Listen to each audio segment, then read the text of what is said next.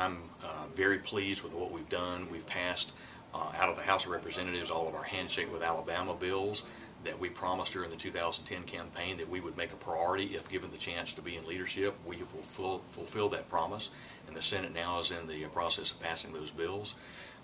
We have passed both of the budget bills out of the House of Representatives, which is the earliest that I can ever remember in my 12 years, and I think probably the earliest in decades. And that's the right thing to do, is the proper thing to do for the taxpayers, instead of waiting until the 11th hour and you have your back against the wall and you're forced to make deals or not even know what you're voting on. So we're doing it with a responsible way, and look forward to transmitting both of those bills to the governor in short time frame. We are taking, I really wouldn't say it's a break, it's a working break, but we're going to take 2 weeks off in the middle of May to work on reapportionment and redistricting for the congressional races and for the State Board of Education races.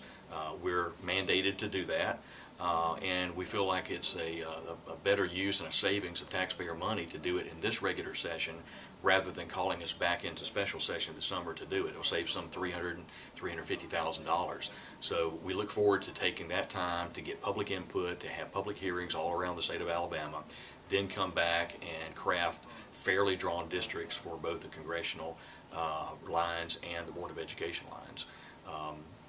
One additional item that we will be taking up and working on is tenure reform and reforming the Fair Dismissal Act for our education entities.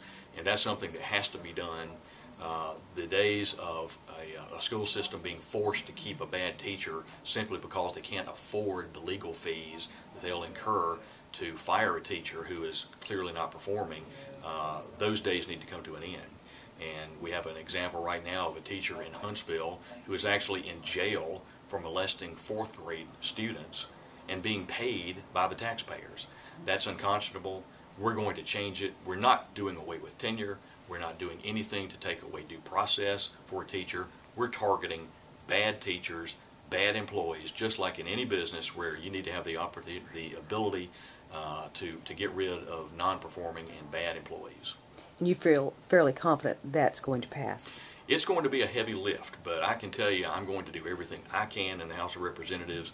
President Pro Tem Marsh is 100% committed to this, and we're going to work very hard to make sure it passes, and it's going to be a top priority. What can our BCA members do to help you with that? The biggest thing you can do is to contact legislators. Let them know that these issues are important, that we're doing the right things, even though we're getting pushback from some of the unions that are generating calls by uneducated members. They're really taking advantage of their members by using scare tactics, telling them that we're taking away their retirement. We're going to make it where they can be fired for doing anything, having the wrong color eye color. I mean, it's just ridiculous. We need for your members to please contact our members. Let them know they're doing the right things and how important tenure reform and changing the Fair Dismissal Act is. I can tell you that public opinion is on our side in a big way. And we just need to make sure that they're contacted and it's reinforced and know that that's going to be a top priority.